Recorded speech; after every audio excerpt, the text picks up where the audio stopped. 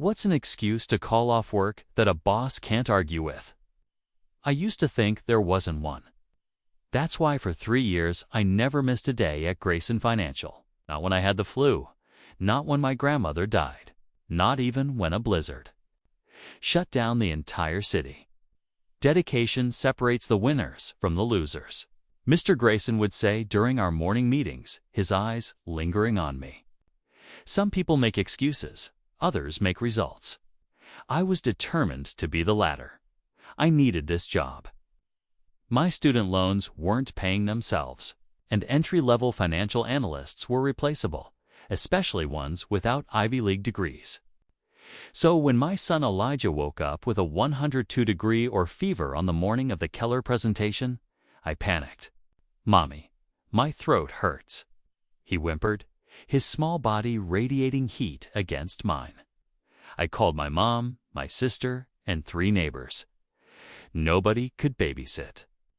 Daycare wouldn't take him with a fever. With trembling fingers, I dialed Mr. Grayson's direct line. "Sir, I'm so sorry, but my son is really sick, and the Keller presentation is in 3 hours. Andrea?" His voice was cold. "They're bringing 5 potential investors. Do you understand what's at stake?" "Yes, but we've been preparing for weeks. Your section is critical." "I know, but he has no one else." There's always a solution that doesn't involve missing work. Figure it out. The line went dead. I looked at Elijah, curled on the couch with his favorite dinosaur plush. His eyes were glassy, cheeks flushed. "Baby, I'm so sorry, but you have to come to work with Mommy today." I packed a bag with medicine, his iPad, coloring books, and snacks. In the office bathroom, I splashed cold water on my face and whispered, "Just get through today." I set Elijah up in the small conference room adjacent to where the presentation would happen. "Stay quiet, okay? Color your pictures. I'll check on you every chance I get." He nodded weakly. The color team arrived, men in expensive suits with firm handshakes. I could feel Mr. Grayson's approving nod as I distributed the prospectuses I'd prepared. 20 minutes into my portion of the presentation, I heard it. A small, pitiful cough, followed by the unmistakable sound of vomiting. The room went silent.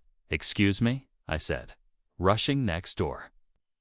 Elijah had thrown up all over himself in the carpet. His little body shook with sobs. "I'm sorry, Mommy," he cried. I tried to hold it. Mr. Grayson appeared in the doorway, his face twisted with anger and embarrassment. "What is the meaning of this?" Something inside me broke. "Get this," I said, lifting my son into my arms. It's what happens when you force parents to choose between caring for their sick children and keeping their jobs. One of the Keller executives stepped forward, a woman I hadn't noticed before. "Is this your son?" she asked gently. I nodded, humiliation burning my cheeks. "I'm Susan Keller," she said, "and I'd like to know why a sick child is at your office instead of home." The room went still. Mr. Grayson stammered about dedication and exceptional circumstances. Susan raised her hand, silencing him. "I built my company while raising 3 kids as a single mother. The presentation can wait. Kay, take your son home." 2 weeks later, Grayson Financial lost the Keller account. 3 months later, I was hired directly by Keller International with flexible hours, remote work options, and twice my previous salary. Last month, Mr. Grayson called me asking if I'd consider coming back. What's an excuse to call off work that a boss can't argue with? I asked him. He was silent for a moment. I suppose I deserved that. "The answer," I said, "is that when you have the right boss, you don't need excuses. You just need the truth." I hung up and went to help Elijah with his homework. I used to think there wasn't one. That's why for 3 years, I never missed a single day at Grayson Financial. Not when I had the flu and could barely sit upright. Not when my grandmother passed away and I delivered a eulogy in my blazer between Zoom calls. Not even when a blizzard shut down the entire city and the streets outside my apartment looked like the set of a disaster film. Dedication separates the winners from the losers, Mr. Grayson would say during our morning meetings.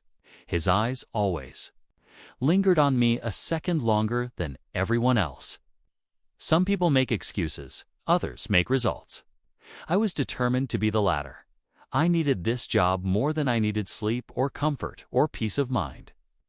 My student loans were like a second rent. And in a firm where entry-level financial analysts were as disposable as takeout coffee cups, especially ones without Ivy League degrees, knew that if I stumbled, someone would be waiting to take my place before my chair even cooled. So when my son Elijah woke up the morning of the Keller presentation with a 102-degree fever, I didn't panic at first. I froze. His little face was pale and flushed at the same time, his eyes glassy, lips cracked. "Mommy," he croaked, curling into me. My throat hurts. I touched his forehead. He was burning up. I immediately grabbed my phone and called. My mom? No answer. Then my sister stuck in traffic on the other side of town. Then 3 neighbors. One had a job interview. Another had a toddler of her own. The third never picked up. I called daycare. "No, ma'am. We can't accept children with fevers. Company policy." My fingers were shaking when I dialed Mr. Grayson's direct line. "Sir, I'm so sorry, but my son is really sick, and the Keller presentation is in 3 hours. "Andrea," he cut in. His voice was cold and clipped. "They're bringing 5 potential investors. Do you understand what's at stake?" "I do. But we've been preparing for weeks. My section is all ready. Your section is critical." "I know, but he has no one else." "I've tried everyone. There's always a solution that doesn't involve missing work," he said. "Figure it out." And then he hung up. I stared at Elijah, curled up on the couch in his dinosaur pajamas, clutching his favorite plush. He looked up at me with a weak smile, even through the discomfort. "What was I supposed to do, baby?" I whispered, kneeling beside him. "I'm so sorry, but you have to come with Mommy to work today." I packed a bag with fever medicine, his iPad, headphones, coloring books, a blanket, and snacks. I dressed him in the warmest clothes he could tolerate and strapped him into the car, all while praying he'd feel better. He didn't in the office. Bathroom, I splashed cold water on my face and looked at my reflection. Pale, tired, terrified. I whispered to myself, "Just get through today. Just get through."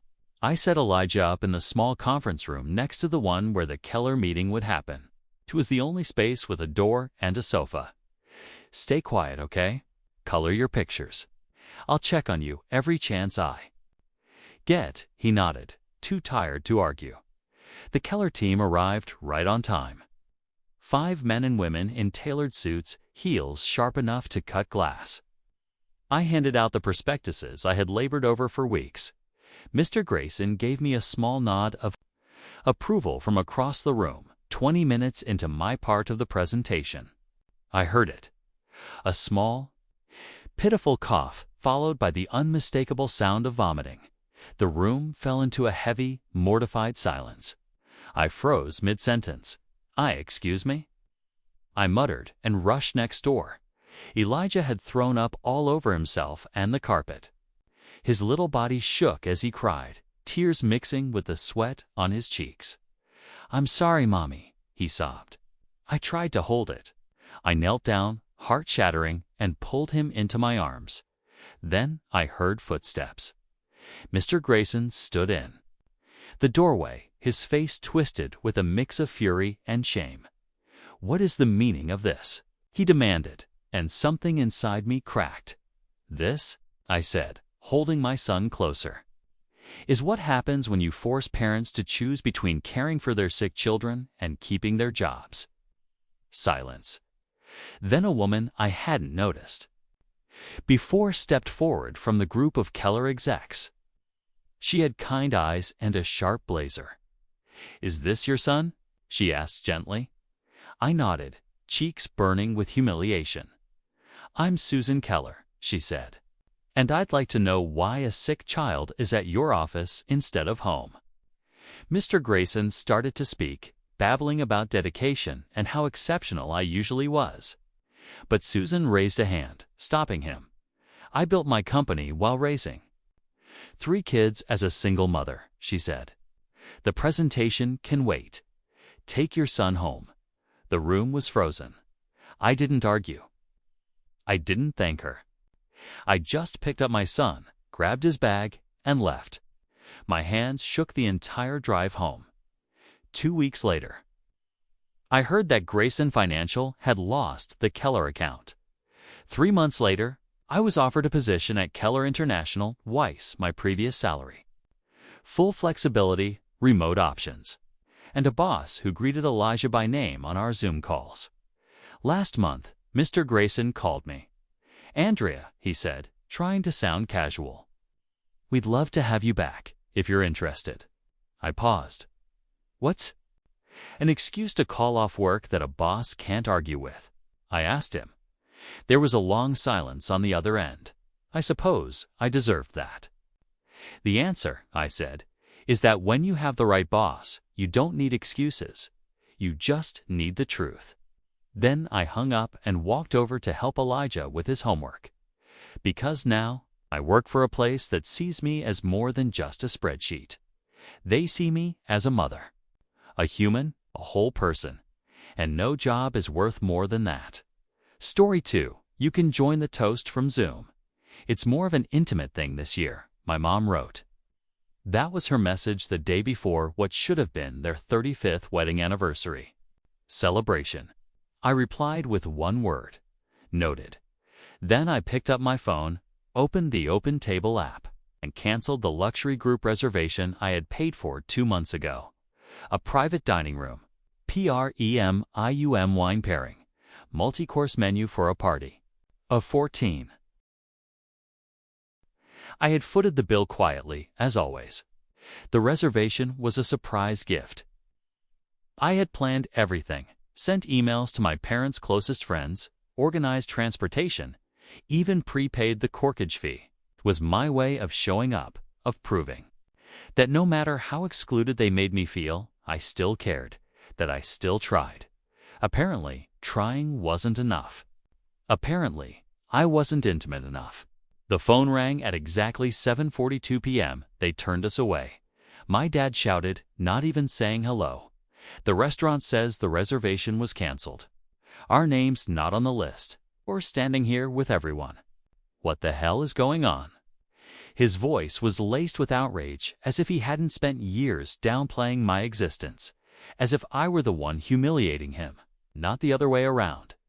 I took a breath and replied calmly, "You asked for intimacy. I honored that." Then I hung up. I didn't check my phone again. I stepped out onto my balcony, let the cool night breeze brush over my skin, and listened to the faint hum of the city, laughter from restaurant patios, the gentle clink of glasses somewhere across town. My parents and their favorite people were likely still standing outside a 5-star venue and formal wear, wondering how the night had unraveled. They wouldn't realize until later that I had canceled it. They might guess, but they wouldn't be sure. And that ambiguity, that doubt, felt like the first power I'd ever had in this family. They had made it clear for years. I was useful when I was quiet and generous. A wallet in the shape of a son. I wasn't invited to decisions, only expected to fund them. And when I finally stopped, I became cold, distant, ungrateful. So when they told me with sterile politeness to join via Zoom this year, after all the effort, after all the money, I took the hint, and then I gave them a gift they didn't expect. The next morning, a courier showed up at my apartment. Package for my name. Personal delivery. Signature required. The envelope was thick, made of that heavy, expensive kind of stationery my father always used when he wanted to make a point. Inside, one sentence scrawled in his familiar, almost theatrical handwriting. "You've crossed a line, but if you want to play grown-up games, let's play, Dad." Underneath that, a wire confirmation. $14,600. The exact amount I had paid for the reservation. It wasn't reimbursement. It was a shot across the bow.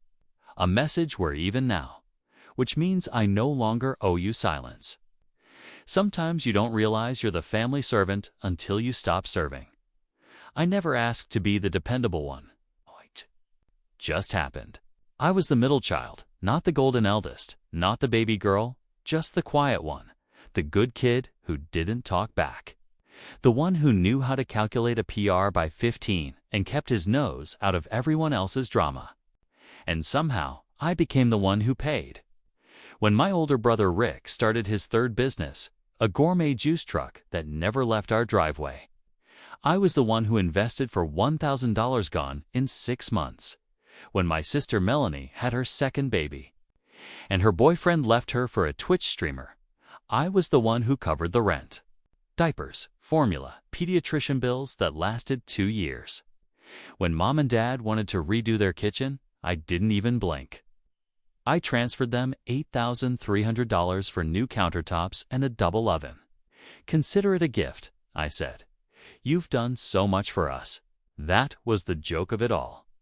I actually believed that helping them would eventually buy me a seat at the table. That one day I'd stop being just the helper and become someone they valued. It wasn't even about the money. It was the tone. The way Dad used to say, "He's good for it." When the bill came, the way Mom said, "You know how generous you are? I wish your brother had your sense of responsibility." Only ever when she wanted something. The way no one ever said thank you. Just, "I knew you'd come through." I told myself for years that this was just what families did. That I was being petty for even noticing.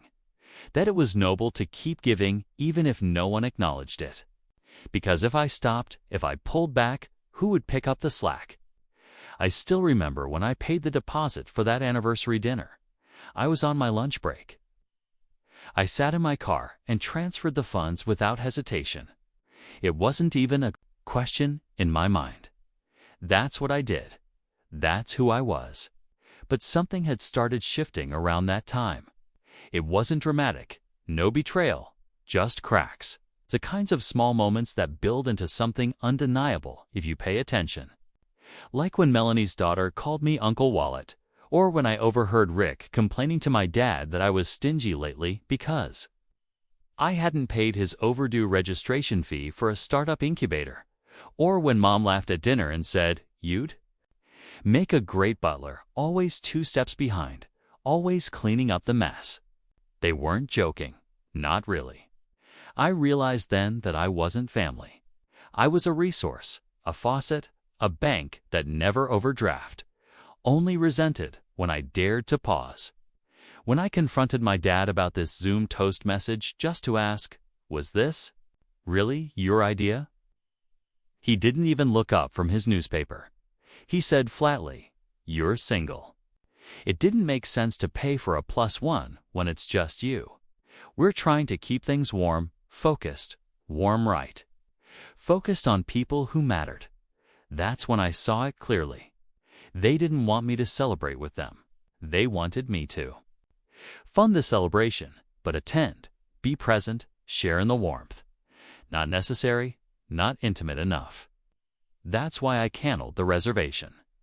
Not out of pettiness, not even revenge, but clarity. They made the rules. They said it was intimate this year. So, I honored that. They could toast each other from their living room. No fine dining, no red wine, no foie gras. Just them and the warmth they'd so carefully curated without me. I knew that fallout would come. What I didn't expect was the money when that wire transfer landed. $14,600. I stared at the confirmation slip for a long time. I know my father. That wasn't reimbursement. That wasn't making things right. That was chess. His way of saying, "We don't need your money anymore, so now, what are you worth?" He was ready for war. And I realized with a strange calm, so was I. 3 days passed before anyone said a word. Not a text, not a call, not even a passive-aggressive gift from my sister Melanie, which was rare. She usually sent those like clockwork. But silence in my family wasn't peace. It was prelude, so when the group chat lit up Thursday morning with family dinner at 6 o'clock, mandatory, no excuses, I knew what was coming. I arrived early, not because I was eager, but because I wanted to look them in the eyes first before the performance started. My father was already seated at the head of the table. Navy sweater, slippers, a glass of wine he hadn't touched yet. He always waited to raise it. My mother stood in the kitchen slicing lemons with surgical precision. When I entered, she glanced up, then down again. "You're early," she said flatly. "Just like old times," I replied. She didn't smile. One by one, they arrived. Rick in his ridiculous leather jacket, still pretending to be an entrepreneur. Melanie, baby-free for once, his face already twisted into something performative. Uncle Harry, who always showed up for free food but never picked a side. And then their new friend group, the couples they played tennis with, drank wine with, gossiped with. The ones I had booked that entire luxury dinner for. All present, all awkward. The meal was plated. Roast chicken, herbed potatoes, 2 kinds. Of wine, a celebration, just like always. Just smaller, just more intimate. Once everyone was seated, my father raised his glass. "To 35 years of marriage," he said, smiling just a little too wide. "To family, to loyalty, and to knowing who's really there for you." Every head turned toward me. I nodded, took a sip, and said nothing. The performance had begun. About halfway through the meal, Rick made his move. "So, bro," he said, "any reason you ghosted our parents' big night? Couldn't log into Zoom?" I looked at him. "Oh, I saw the message," I said calmly. "I just figured it wasn't my place." Melanie leaned in, finding sweetness. "You're always so dramatic. You could have said something if you were hurt." I set my fork down. Was I supposed to be hurt? "I thought you all wanted intimacy. That's why I canceled the dinner." There was a beat of silence. My mother's knife stopped cutting. My father's eyes narrowed. "You canceled the reservation?" he asked, his voice deceptively soft. "Sure did. Figured it didn't make sense to waste all that money on a room I wasn't invited to." The table stiffened. Someone coughed. Melanie let out a short, breathy laugh, like a glitch in a robot. My father wiped his mouth slowly, then folded his napkin and set it beside his plate. "Let's drop the act, shall we?" he said. "You felt slighted. You retaliated. We get it, but what you did, leaving 14 people standing outside like fools, that was childish. You embarrassed this family. I didn't look away. You embarrassed yourselves. I just stepped out of the way." "Oh, come on." Rick cut in. "You've always had a chip on your shoulder. You were handed everything. No kids, no spouse, no bills except your own. And you act like you're the victim." I laughed for the first time that night. I really laughed. "Everything," I repeated. "Did you just say I was handed everything?"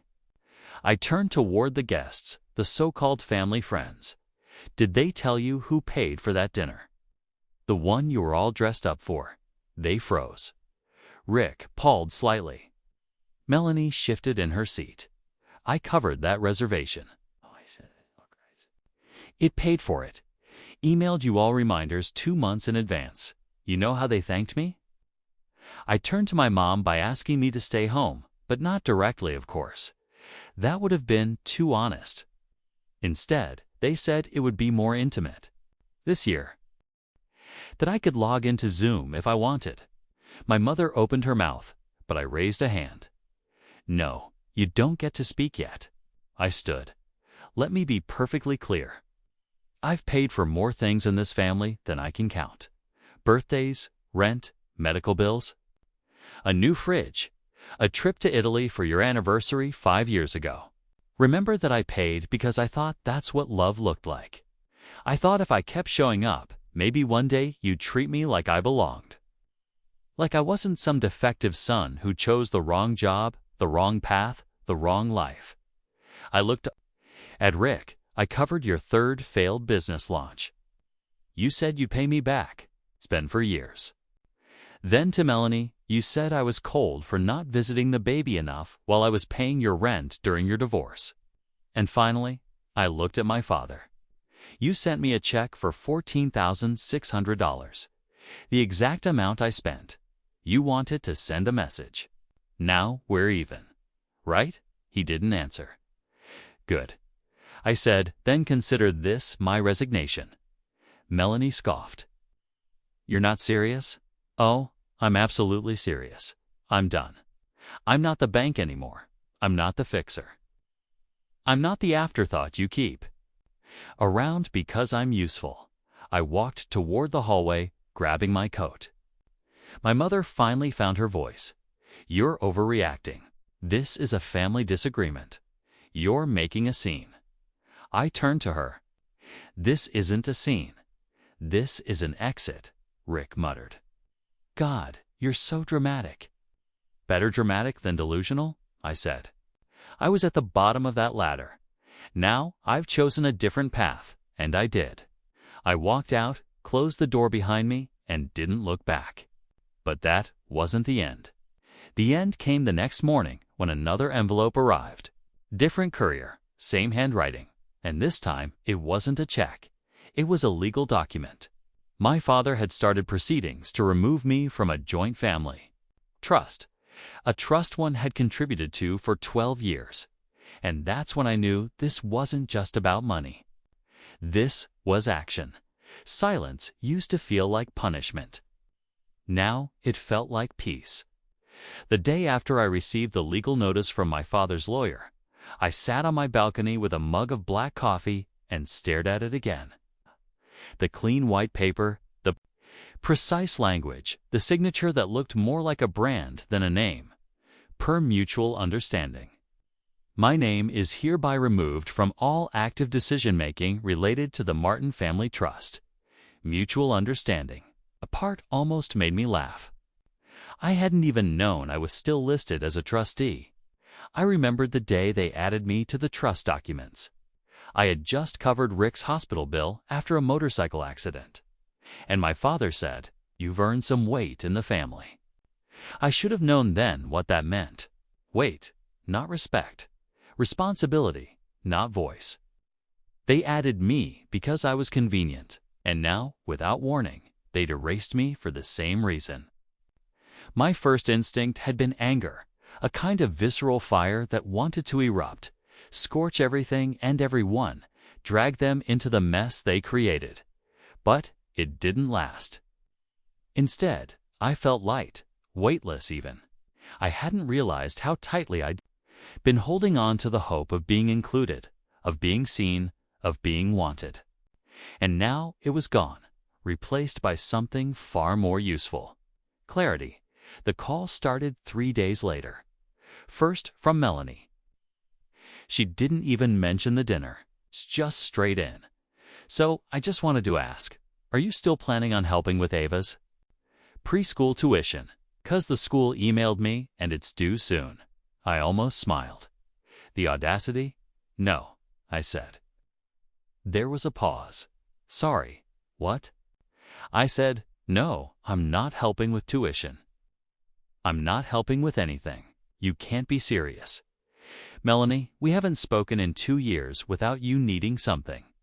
This is me being serious for once. But Ava loves you. Then tell her uncle name. Wishes her well. I hope she learns about boundaries early. I hung up before she could weaponize the guilt. She tried again a day later, then stopped. Then came Rick. He didn't even call, just sent a Venmo request titled Gas plus Food plus Biz. Emergency equals folded hands, light skin tone. $850. Declined. 2 hours later, I got a string of messages. Bro, seriously? What happened to family helps family. This is so petty, man. Dad was right. You have a God complex. I didn't respond. I let his words sit there, bouncing against the void of my silence. For the first time, I wasn't performing. I wasn't defending myself. I wasn't trying to explain my worth. I was just gone. What they hadn't realized, and what I had, was how much. Of the machine I had kept running, I was the one who funded the holidays, the birthdays, the emergency plane tickets, the last-minute wedding venue deposit, the surprise baby shower gifts. Now, without me, the gears jammed. My mother tried next, a long, carefully composed email. We never meant to hurt you. We were just trying to create a celebration that felt balanced. If we went too far, I hope you'll forgive us. It's been a stressful year, and you've always been the one we rely on because we know you're strong, stronger than the rest of us. Please come over for coffee just to talk. No drama, no drama. That line struck me. The same family that had iced me out of a celebration I paid for now wanted me back. As long as I didn't bring the mess they caused. I didn't respond. I opened a new tab instead. Looked at apartments in cities 3 states away. Started texting with a recruiter about an opportunity I'd been too afraid to pursue. A nonprofit CFO position with housing support and a clean break from everything I knew. For the first time, I wasn't just daydreaming about leaving. I was actually preparing to go. It took 2 weeks for someone to show up in person. Not my father, not my siblings. It was Kelly, Rick's wife. She stood at my doorstep. No makeup, hoodie, pulled tight around her shoulders, eyes already red before she spoke. "I'm not here to ask for anything," she said. I don't know what's happening to this family." I let her in, poured her tea, sat across from her on the same couch where I had processed every insult, every manipulation, every invisible bruise. "From the last decade, you're not the problem," she said, "but you've been made into one. Rick, he's unraveling. I told him he needed to apologize, but he's too proud, too scared, maybe." She looked up at me, face pained. "I don't blame you for leaving," she said. "Honestly, I envy you." I believed her. Kelly had always been the quiet one, the one who saw the rot, but didn't have the tools to name it, much less challenge it. We talked for almost an hour about Ava. About how family can become a system, and systems don't reform just because one person screams. When she left, she hugged me tighter than I expected. It was the first genuine affection I'd felt from anyone related to my brother, and I didn't cry, but I wanted to. Not because I missed them, but because I realized I didn't buy.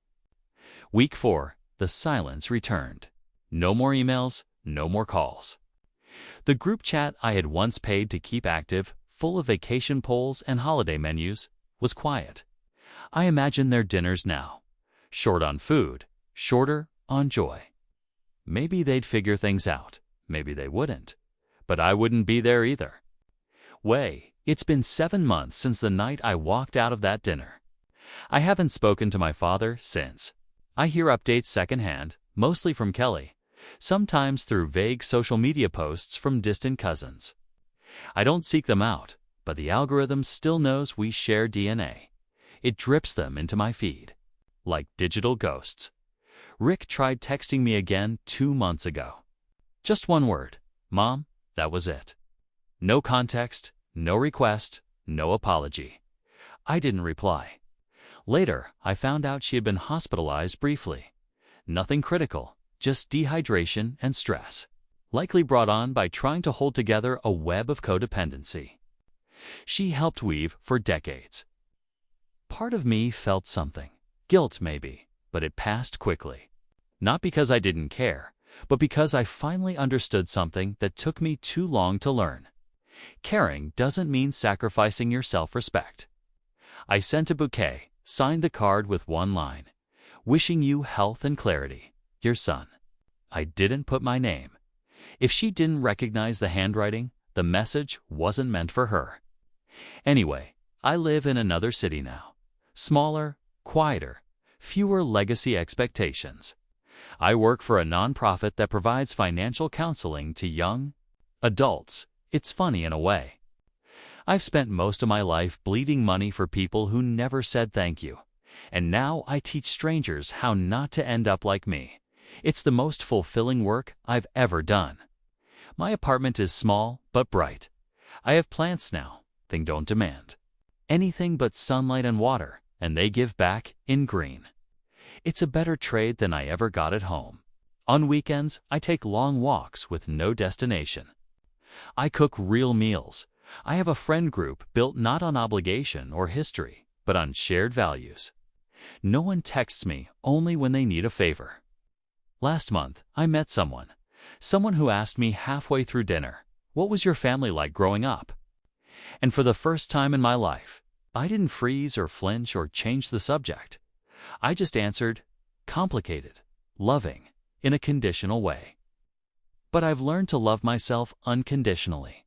That helps. They nodded. No pity, just presence. That's when I knew I was okay. Sometimes I still have dreams about my father. In them, I'm standing at the end of a long dining table. He's at the other end, smiling with his glass raised. Everyone's watching me, waiting for me to toast. But in the dream, I don't raise my glass. I walk away and no one follows. And I wake up feeling peace. If there's one thing I've learned, it's this: you can love your family, you can understand them, you can grieve them. But you do not have to set yourself on fire to keep them warm. Not anymore.